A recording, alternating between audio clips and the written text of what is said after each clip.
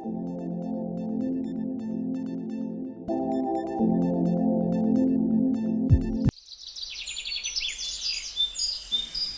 باللہ من الشیطان الرجیم، بسم اللہ الرحمن الرحیم۔ السلام علیکم۔ نام اور اس کے معنوں کے ساتھ نعیم الزمان دریچہ میں آپ کے سامنے ایک مرتبہ پھر حاضر ہے، اور اس مرتبہ جو ہمارے سامنے نام ہے وہ ہے زینت۔ زینت کے معنی حسن و خوبصورتی اور بناؤ سنگار کی۔ زینت کے ساتھ ایک لفظ جو لاحقے کی صورت میں لگتا ہے، زیب و زینت۔ زیب یعنی زیب و زینت، جیسا کہ زیب تن یا پازیب، یہ لاحقے ہیں نا، تو اس میں استعمال ہوتا ہے۔ تو اس میں اس کے معنی بنتے ہیں ملبوس کے، یعنی لباس کے۔ مقصد یہ ہے کہ بناؤ سنگار، سرخی، پاؤڈر، نیل پالش، غازہ وغیرہ کے ساتھ ساتھ یہ لباس جو ہے یہ بھی زینت کے حکم میں آتا ہے۔ اور جیسے کہ قرآن پاک میں ارشاد فرمایا گیا، یا بنی آدم انزلنا علیکم لباسا یواری سوءتکم وریشا التقوی ذالک خیر وذالک من آیات اللہ لعلہم یذکرون۔ اے بنی آدم، ہم نے تمہارے لیے لباس اتارا جو تمہاری ستر چھپاتا ہے اور جو تمہارے لیے زینت ہے، اور کیا ہی اچھا لباس، تقوی کا لباس۔ اور یہ اللہ کی طرف سے نشانی ہے سمجھنے والوں کی۔ مطلب یہاں میں پوری آیت کی تفسیر بیان نہیں کرتا، لیکن میں آپ کو یہاں یہ بتانا چاہتا ہوں کہ یہاں پر جو ہے لباس جو ہے وہ زینت میں شمار کیا گیا۔ اچھا، اب یاد رکھیے کہ اسلام میں عورتوں کو اپنی زینت کے چھپانے کا حکم ہے۔ یعنی جو چیزیں ہم نے زینت کے بارے میں بتایا کہ کیا کیا چیز زینت ہے، تو زینت جو ہے وہ اپنی زینت غیر محرم سے چھپانے کا حکم ہے، یعنی پردے کا حکم ہے۔ یہ جو آپ کالا برقع دیکھتے ہیں، یہ اب شدہ نظر آتا ہے، مگر یہ قبل مسیح سے چلا آ رہا ہے۔ یہودی خواتین جو تھیں وہ پردہ کیا کرتی تھیں اور اپنی زینت کو چھپایا کرتی تھیں، اور ان کا جو برقع تھا وہ 3 حصوں میں ہوا کرتا تھا۔ ایک شال جو سر پہ اوڑھتی تھیں، اور بلکہ ان کے یہاں یہودیوں کے یہاں، عیسائیوں کے یہاں یہ حکم موجود ہے کہ مطلب سر پر چادر ڈال کر گھر سے باہر نکلیں۔ تو مطلب یہ جو ہے 3 حصے ان کے مطلب ہوتے تھے، کہ ایک چادر ہوتی تھی، ایک مطلب عبایا ہوتا تھا، اور ایک مطلب اور اوپر سے مطلب پہناوا ہوتا تھا۔ یہ 3 حصوں میں یہ ان کا برقع ہوا کرتا تھا۔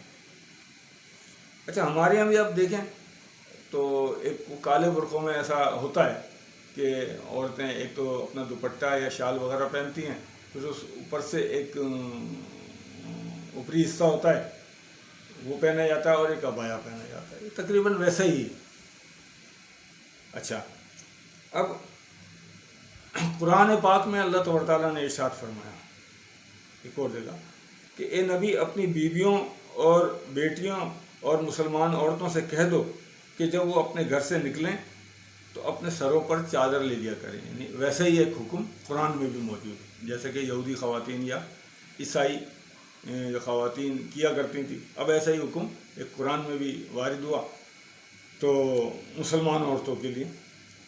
اچھا، اس میں یہ بھی ہے کہ یہ ستائی نہ جائے، کہ عموماً جو ہے عورتیں جب گھر سے نکلتی ہیں تو یہ برقع جو ہے اتنا پروقار ہوتا ہے کہ اس برقعے کی وجہ سے لوگ اس طرف نگاہ بھی نہیں کرتے۔ یہ اللہ کا مطلب کرم۔ اچھا، اس میں کالے برقعے کی کیا تخصیص ہے؟ اس میں ہمیں مطلب شرعاً ہمیں کوئی کالے برقعے کا حکم نہیں دیا گیا، لیکن کالا برقع ایک سینس استعمال کریں تو سیاہ رنگ جو ہے وہ اپنے پیچھے کے تمام رنگوں کو چھپا لیتا ہے، یعنی جو کالا برقع جب پہنا جاتا ہے تو اندر کا کپڑا بھی نظر نہیں آتا، نہ کہ مطلب بدن نظر آئے، تو کپڑا بھی نظر نہیں آتا۔ تو جیسے کہ بتایا کہ کپڑا بھی زینت میں شمار ہوتا ہے، تو اس زینت کو بھی چھپانا چاہیے۔ تو یہ کالا کپڑا جو ہے اس مطلب جو لباس ہے آپ کا اس کو بھی چھپا لیتا ہے، تو بہتر ہے کالا کپڑا، کالے کپڑے کا برقع وغیرہ یہ نہایت ہی بہتر ہے۔ اچھا، اس میں یہ کہ اب یہ علماء فرماتے ہیں کہ یہ جو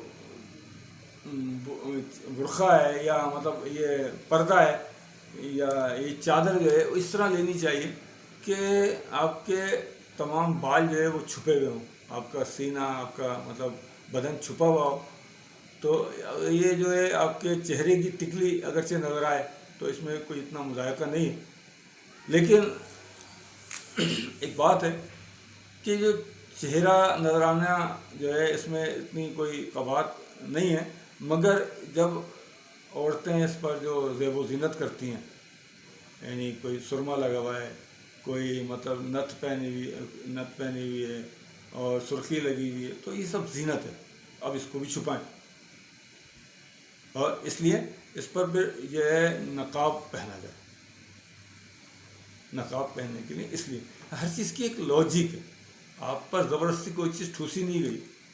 آپ اس طرح سے جیسے آپ چادر سے چھپا سکتے ہیں تو چادر سے چھپائیں، برقعے سے چھپا سکتے ہیں تو برقعے سے چھپائیں، مقصد ہے آپ اپنی زینت کو چھپائیں اور غیر مردوں سے چھپائیں۔ تو اچھا، ایک اور قول منقول ہے کہ اللہ تبارک تعالیٰ نے مردوں کو ان کی داڑھی اور عورتوں کو ان کی چوٹی سے زینت بخشی، یعنی جو عورتوں کی چوٹیاں ہیں یہ بھی زینت میں شمار ہوتی ہیں۔ آج کل یہ ہوتا ہے کہ لوگ مطلب فیشن میں، اب تو نہیں ہوتا لیکن کچھ عرصہ پہلے ہم دیکھتے تھے کہ لوگ اپنے بال کٹوایا کرتے تھے، عورتیں اپنے بال کٹوایا کرتی ہیں۔ یہ بھی ایک عجیب مطلب ماحول تھا کہ عورتیں اپنے بال کٹوایا کرتی تھیں اور مرد اپنے بال بڑے بڑے کیا کرتے تھے۔ تو یہ الٹا زمانہ تھا یا پتہ نہیں سیدھا زمانہ تھا کس طرح کا، کہ عجیب ماحول تھا۔ حالانکہ یہ سخت گناہ ہے کہ کوئی عورت مردوں کا سا حلیہ اپنائے یا کوئی مرد عورتوں کا سا حلیہ اپنائے، اس میں سخت وعید ہے۔ تو بہرحال ہم بات کر رہے ہیں زینت اور اس کے معنوں کی۔ امید ہے اس پیرائے میں آپ کو زینت کے معنی سمجھ میں آئے ہوں گے۔